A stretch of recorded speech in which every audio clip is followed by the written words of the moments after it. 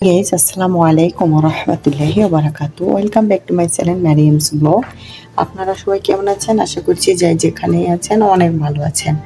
আমরা আল্লাহর রহমতে অনেক ভালো আছি। আজকে একটা নতুন নাস্তা রেসিপি নিয়ে আসছি। আজকে হচ্ছে আমি এই ডিম দিয়ে আজকে একটা নাস্তা তৈরি করব। এই ডিমগুলি এখন আমি ভালো করে সিদ্ধ করে নিব।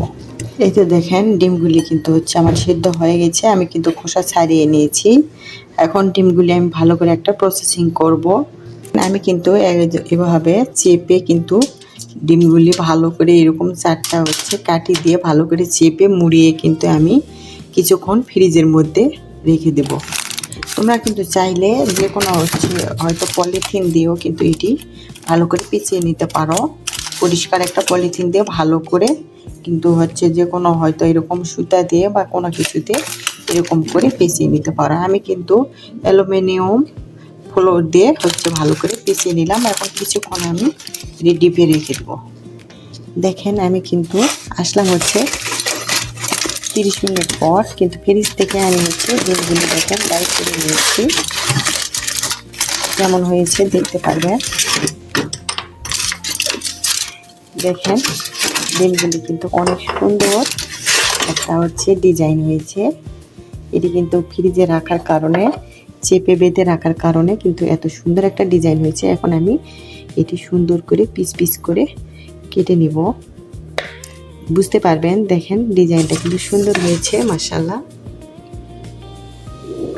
আমি যে কয় পিস হচ্ছে নাস্তা তৈরি করব সেই কয় পিস কিন্তু আমি এরকম করে কেটে নিচ্ছি।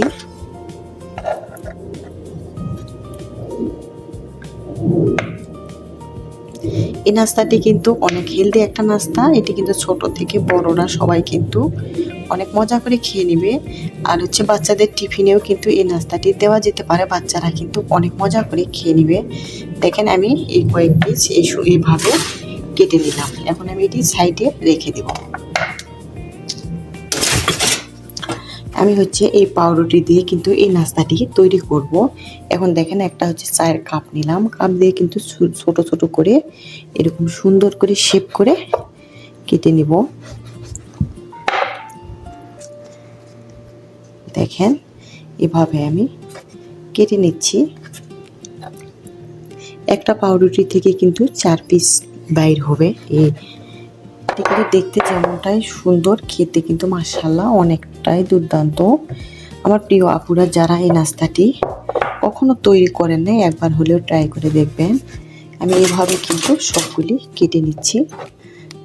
তো দেখেন অনেক সুন্দর হয় পিস হয়ে বাইরে আসছে। এটি পাউরুটি থেকে 8 পিস পিস করে নিয়েছি। এখন আমি এই নাস্তাটি তৈরি করতে কি কি উপকরণ এখানে দিব দেখেন। সবগুলি পাউরুটির মাঝে একটু আমি টমেটো সস দিয়ে দিলাম। এখন দিয়ে দিচ্ছি অল্প করে একটু চিজ।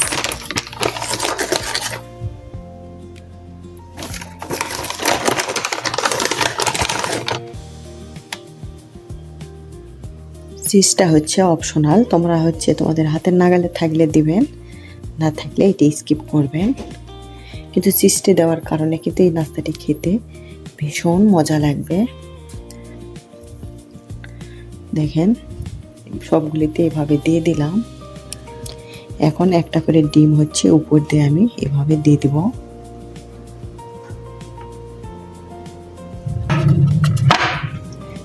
এটা একটা ফ্রাই প্যান বসিয়ে দিলাম। এখন সবগুলি নাস্তা হালকা একটু আমি এইভাবে একটু গরম করে নিব, যেন চিজটা যেন গরম হয়ে যায়।